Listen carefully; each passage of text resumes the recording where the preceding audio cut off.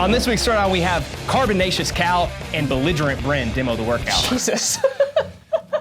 Carbonaceous? Yes, of Belligerent. Oh. Made of carbon, which is actually very true if you think about it. I feel like you could be 100% full of shit and I would have no I idea. swear, you didn't go to science Bryn's class? the least belligerent person I've ever met. We've got handstand push-ups, pistols, burpees, and double unders. It's gonna be spicy. Yeah, let's go. We release these throwdown workouts right here on YouTube every Thursday at 1 p.m. And not only that, we're giving away this damn barbell to one of our followers, subscribers, to one of you. This week's Throwdown is a 15-minute AMRAP. 4 kipping handstand push-ups, 6 alternating pistols, 8 burpees to a plate, 45 double unders. To get on the TTT TD89 leaderboard, check out the description below and post your score. There you can also find movement standards, a warm-up, and scaled versions of this workout. If you're doing this workout, make sure you use that hashtag. Sorry, Max. You actually and have we'll my face? repost you. This is the last throwdown before the open. We practice all year the skill of competing. Now it is time to put it in place. Make sure you got your judges, you're filming. Think about your weekly layout as you get into it. You can do that with us in the design or with your coach or with yourself, however you want. Good luck. Thank you for watching. And watch all of our open videos that will be coming out. And watch all of our open videos that will be coming out, which will include warm-up, strategy, second thoughts, and 2 other ones that I can't even remember. Just keep going, man. You're crushing it. This is great. Brad, how about that podcast? Yeah, we have a podcast this week that's yet to be filmed, but Kyle and I will talk open strategy and all things CrossFit. This week we have Kalarina and Bryn demoing the workout. They're both sanctional, regional level athletes trying to make their way, well, they're going to make their way into the top 10%, but then into the semifinals after that. All right, we're looking to gain subscribers on our YouTube channel. We want to get over 35,000. When we do, we're going to give away this barbell to get into the running for this barbell. Post in the comments how many throwdowns you've done over the course of this year with us. That comment is what's going to enter you into the giveaway. Once we reach that 35,000 subscriber milestone, we'll use a random YouTube comment generator on one of these videos where we promoted the giveaway to draw a worldwide winner for that bar. So all you got to do is be subscribed and comment below to enter. Let's go see their strategies. Nice, Bryn. First up, Kalarina Key. 30 years old, standing at 5 foot 8 inches tall and 165 pounds. Her max deadlift is 405 pounds. Her max thruster is 220 pounds. Her 16.5 open score is 1132, and her 2020 open placing was 211th place in the world. So I think that the burpees are going to take up the most time. It's just more movement, I guess, and then whenever I get tired, personally, my burpees slow down, so there's a lot more area in those 8 burpees to rest. For me, the pistols, I just have a stronger lower half, I guess, and if there's anything in this workout that I should make myself capitalize on, it will be the pistols. In this workout, my biggest strength is probably going to be the pistols, or my hopefully ability to just maintain for 15 minutes. Biggest weakness is going to be the burpees and double unders. Double unders specifically will blow up my heart rate, so I have to be smart on that and keep myself under control. My strategy is to try to stay consistent, not go out hot, keep every round kind of close to the same. So in the beginning, don't let my heart rate get too high, just almost feel like I'm taking too long so that by the time the workout gets halfway into it and we're tired, I can maintain that. I'd be a freaking horse. Next up, we have Bryn Curlin, 29 years old, 5'3", 133 pounds. Her 1RM deadlift is 345 pounds, 1RM thruster, 180, 16.5. She scored 9 minutes and 41 seconds. And in the 2020 Open, she was ranked 246th in the entire world. The burpees and the double unders are going to take up the most time because it's the most reps for each movement. I'll be able to move pretty quickly through the pistols, and I can keep the same kind of burpee pacing the whole workout and maybe get faster towards the end. The combination of double unders and handstand push-ups sometimes sneaks up on you and kind of fires up your shoulders, even though there's not a lot of reps. Overall strategy is to maintain quick transitions and steady pacing on the burpees, same for the double unders, and then try to go double unders right into the handstand push-ups and kind of catch my breath on the pistols.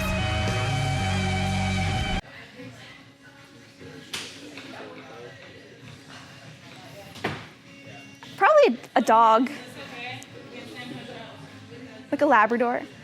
3, 2, 1, 0. Did you watch this workout? I did not. Oh, okay. So you're not. Mia was judging, so she watched. Both of them are so good at pistols. That's just me being jealous. New burpee standard. So the standard is jumping to a 3.5-inch thing, which equals a high-temp 45-pound plate. Most people have those. Can we put 3.5-inch thing? Yeah. Yes. Anything you have. Yeah. So already they have different burpee strategies here. Bryn is her name, is stepping up on each rep, and Cal is jumping. It looks like Cal miscounted there too. He's going to move on. So really good transition so far. For those, there are going to be some people that come into this workout and see like things like handstand push-ups or pistols, and they're going to have to slow down. For elite or better athletes, it's going to be more about the transitions and keeping, like they both said, a steady pace without having a bunch of deterioration before burpees or after burpees or whatever it may be for you. Yeah, so it seems like with the movements, there's not going to really be a point of failure in these because the handstand push-ups are kipping. It's going to be more so a engine deterioration over time, where you're not going to be able to keep the pace of the movements up, or coordination drops. Like right there with Cal, the coordination of the pistol just started to deteriorate a little bit. I think that's the only time she does that the whole workout. Oh, really? Yeah. Really good job by both of them.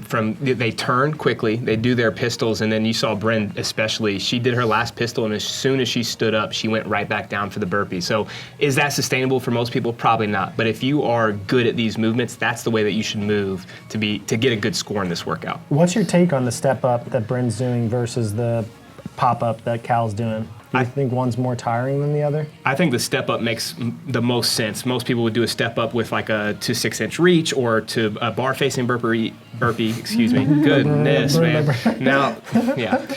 Anyways, so it makes a lot of sense. The one thing that I will say is that some people don't breathe well in that like hip dissociated position. So if that's you and you have to jump up, that's just a lot of effort to do a 2-foot jump all the way up to the plate. So you said this is a new burpee standard, but actually we have done this burpee standard in one of our at-home throwdowns from early You did COVID. that workout. Yes, I did that workout. And I am a ride or die stepper-upper on burpees, and I jumped up on all of those. It was a different style workout where, okay, I lied, there was another one, where it was like, I think 45-second intervals of burpees, so it was more sprint recovery. Yeah. But the jump up to me didn't feel as hard as I thought it would. I don't know if I would do that here, but... The other thing that I really like, Bryn is going opposite foot each time. So left foot, then right foot, left foot, then right foot. I think that makes a lot of sense. And Max, you've talked about this before, but in training too, not doing the same thing over and over again, because then you can get wear and tear on one side. Yeah. So Bryn, I think her background was in like distance running, cross country, and Cal's is in sprinting and more explosive stuff. So I think you'll start to see that play out. As of right now, they're both tied. Their round splits for the first round were 111, 117, 119, and we're finishing round 3 right now. So it'll be a minute 19 to finish this round, and then we can kind of see what the deterioration of that is and how the endurance versus sprinter kind of plays out over the 15 minutes. Something I've seen Bryn do a lot in workouts on site, and this is something people can use for the open, probably not so much in-person competitions, is she practices her transitions and her setup a lot before. And if you see the handstand push-up box, there's chalk marks where she wants to put her hands, and then she has chalk marks where she wants to put her hands for her burpees, so that she's always in the same spot, not accidentally backing up a little bit more and having to take an extra step or something like that. Very meticulous and detail-oriented. Yeah. Yes. I know some people don't like that. They feel like there's a lot of pressure, but for most of us, I think we could actually benefit from doing something similar to what Bryn's doing. Yeah, I mean, that's true, like, so not on this workout, but in a barbell cycling workout, for example, if you're doing singles and you drop it and you take 2 steps back away from the bar and 2 steps forward, every time that might only take a second or a second and a half, but over a bunch of reps, it plays a big role. So having some sort of a setup that allows you to stay in place can make a big positive difference overall in a workout. So Bryn's split times have basically stayed the same. So the first round's always going to be the fastest. That walk from the double under back to the handstand push-up is where she lost her time, but 117, 117, 119, 122. So if you can keep something like that, you're going to have a really good score. Bryn is really good at maintaining burpee speed. She said that in her pre-game interview, but she definitely lives up to it, and I've seen her live up to it a lot on site. Yeah, she said too that double unders into handstand push-ups are a weakness, but I'm not sure if I would agree with that. No, well, I think 4 reps. I'd say she probably meant that double unders are not a weakness, but of these movements, and then, but I mean, she's so good at handstand push-ups, and especially just being 4 kipping. So Bryn, she steps up, jumps on the plate, jumps off the plate, and jumps back. And when Cal gets there, you'll see, just do her pistols first, but she jumps up onto the plate and then steps off. So it probably evens out, and I mean, Bryn's a little shorter, so she's getting to the ground faster, but I wonder if she jumped off of the plate, if that would be more, like, if that's even more tiring at all, and it's just an extra split second each rep. Yeah, I'm not sure that the technique in bar facing burpees or burpee box jumps, I think the technical component of the footwork actually does play a role. But I think in this workout, since it's only 8 burpees every round, it's not a huge jump. I don't think that the technique is going to play that big of a role. I think it's going to be more your sustainability of the rounds. It seems like for most people, the ability to transition quick and hit those 45 double unders unbroken every round will probably be the biggest overall separator, or maybe pistol speed for those people that don't have quality pistols. But this is something, as our last throwdown workout before the Open comes, this is something that I think, people got to be prepared for. We already saw pistols in the Open last year, so wouldn't be surprised if it come out again. Bryn's pistols are like she's not even doing anything. She's just chilling. Yeah, there's a huge advantage if you move well with movements like that. Same thing with even a handstand push-up, though. Like having good shoulder and overhead position, especially when there's a line. Those little things that people don't really think about. We always are thinking about, let me build my capacity instead of let me build movement efficiency or movement economy so that I can use less effort per rep. And having good hips, good knees, good ankles for pistols definitely helps. Yeah.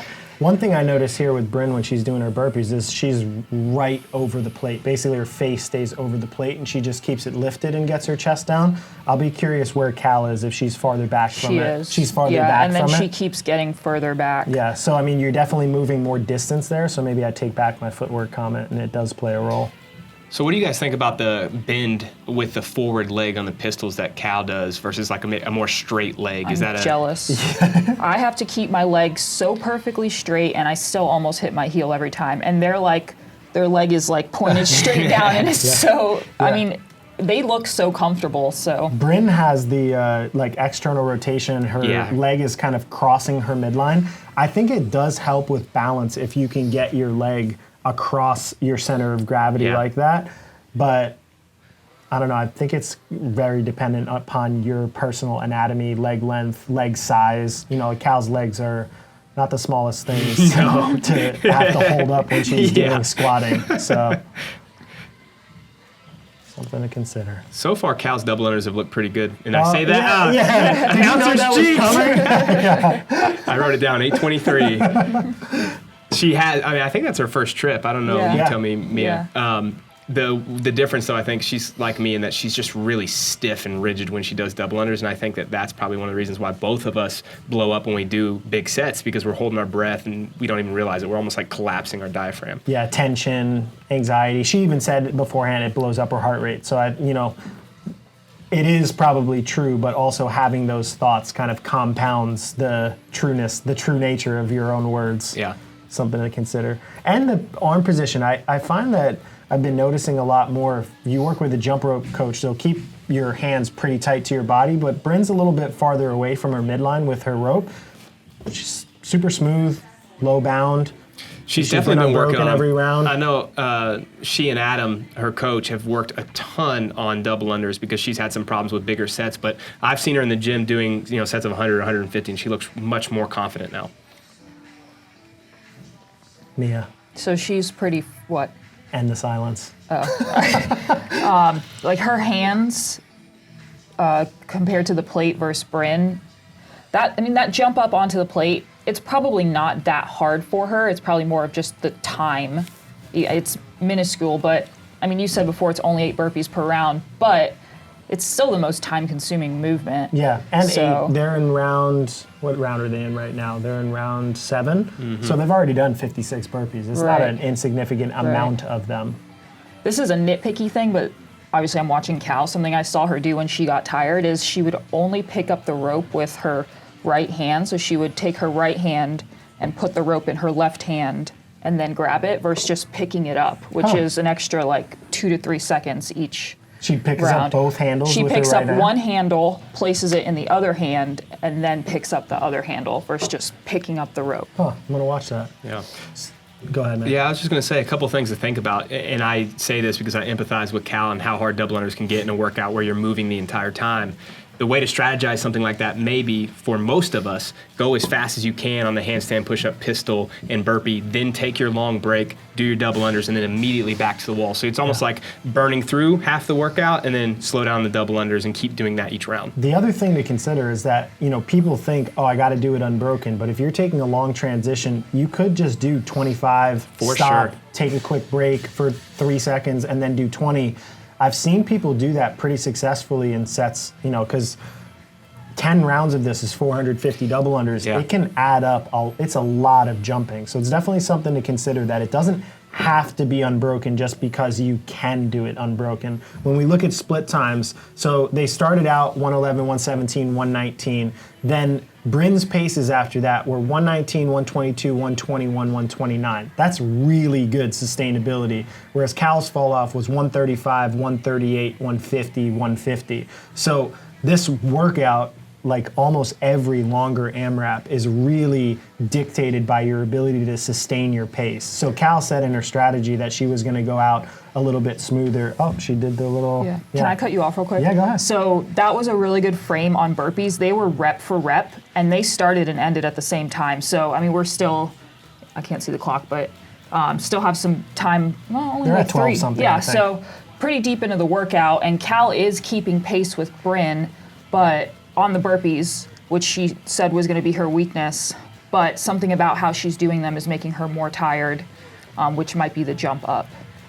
Yeah, and I think she's just a bigger athlete. Too. She's taller and carries more body weight. So there's always workouts that are going to be in your wheelhouse, are going to challenge you more.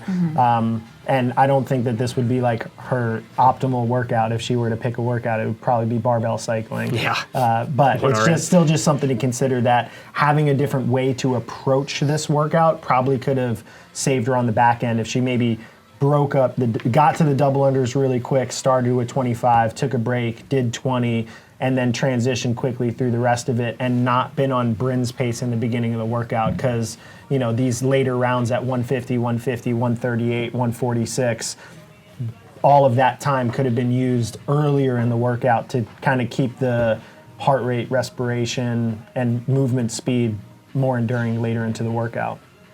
Yeah, it's really hard, especially with AMRAPs like this, or like you think of 20.2. You don't know how hard you can go, because the last couple minutes of the workout, you may just completely blow up, or you may feel really good, and then you always, hindsight's 20/20. Yeah. I think in training situations like this, it's probably worth going out a little bit hotter than you want, but you also need to keep in mind that if you know that something's going to blow up, like your double unders or your burpees, then pull back a little bit in those middle rounds, but try to keep a similar split, like you said, Max.